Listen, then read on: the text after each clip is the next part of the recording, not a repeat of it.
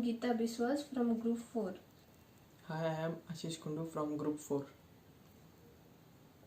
Hello, I am Snehashish Kramakar from Group 4. Today we are here to discuss about the philosophy subject.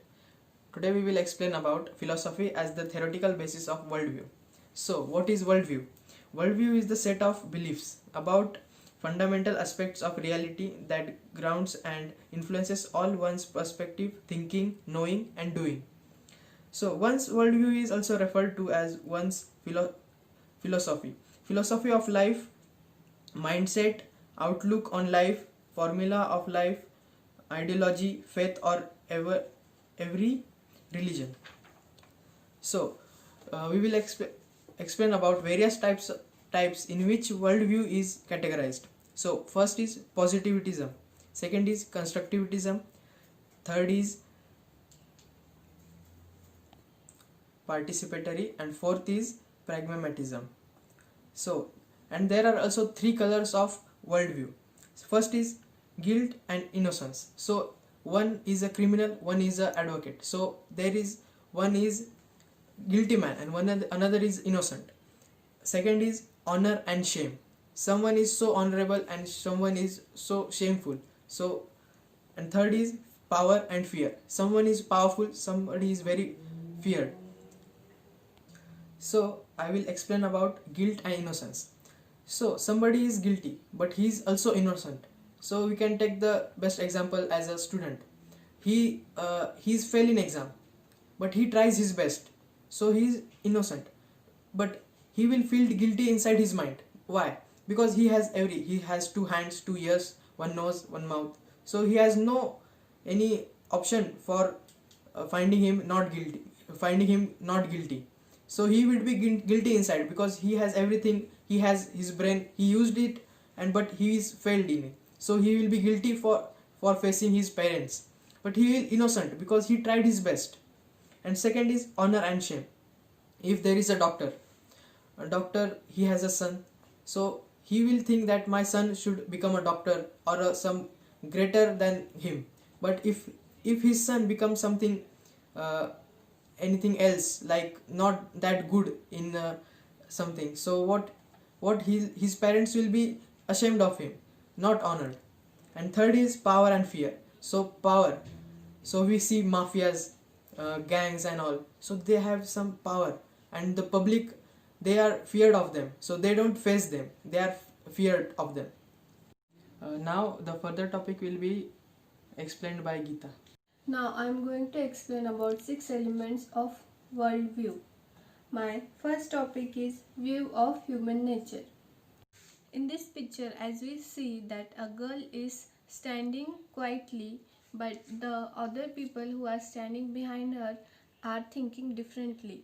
Some people will think that she is depressed, some will think that she is in pain, and some will think that she has more attitude on her looks.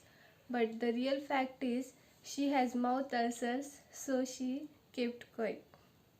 The second one is view of good life. Everyone in this world is behind of something to make his life good. But as poor people needs a home, a rich people needs a big bungalow, but a richest man needs a big villa. Start. So as we can see that everybody is behind something to make his or her life good and better. My third topic is equality with others. As we know, in old age, as in companies, females were given less salary as compared to males. But now the thinking of society changed. So the equality between male and female rise, and now females are provided equal salary and opportunity in every factors.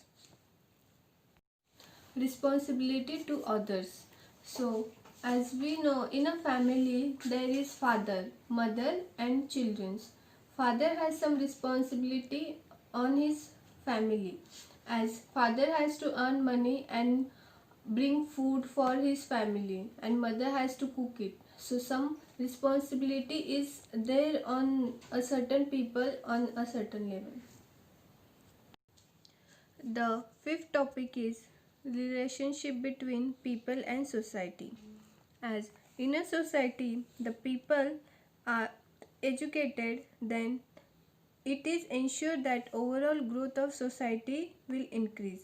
For example, in developed countries like Russia and Germany.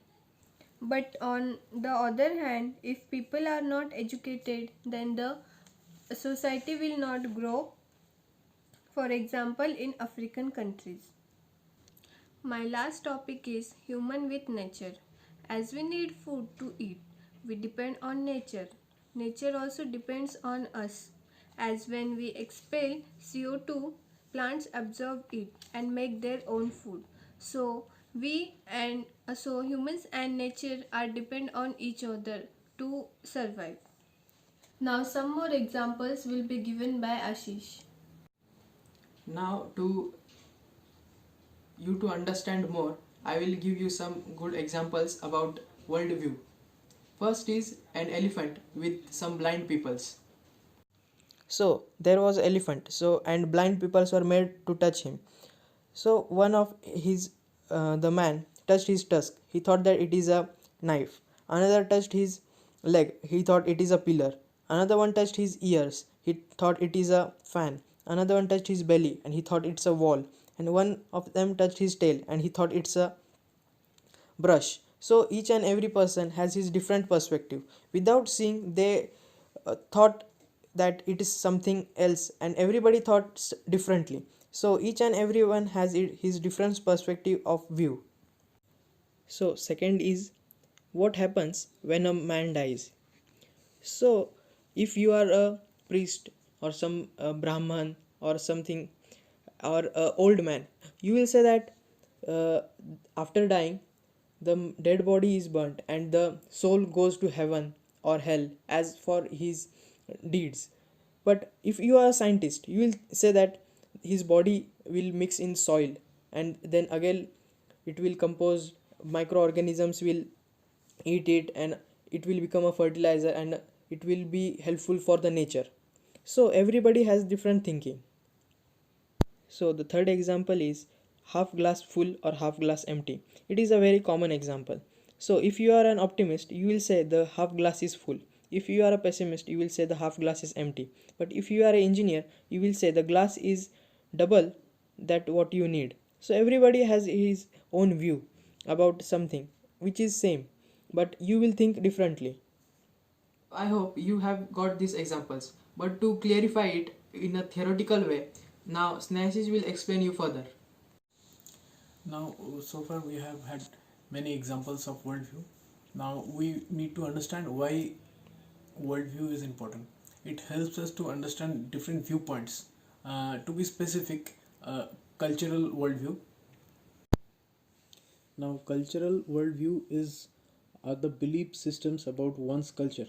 They are produced because verbal language is unique characteristic of humans, because people like to talk about their own cultures and also about the cultures of others, and thereby while doing so they also find out the difference between various cultures and also respect one another's culture.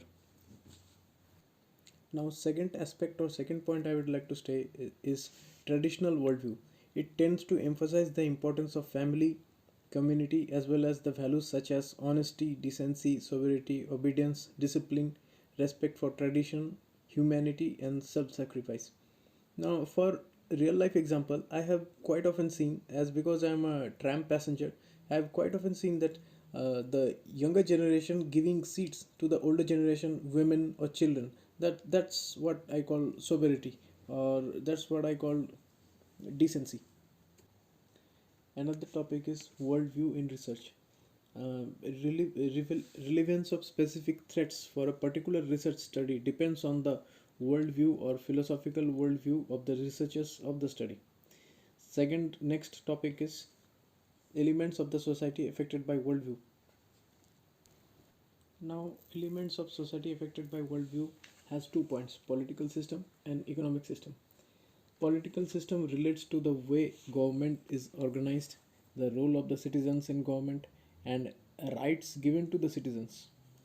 While on the other hand, economic systems are related to the methods by which people produce and distribute goods and services they need. Now, this topic is quite vast, but it was given a good introduction, but we somehow couldn't manage a good ending.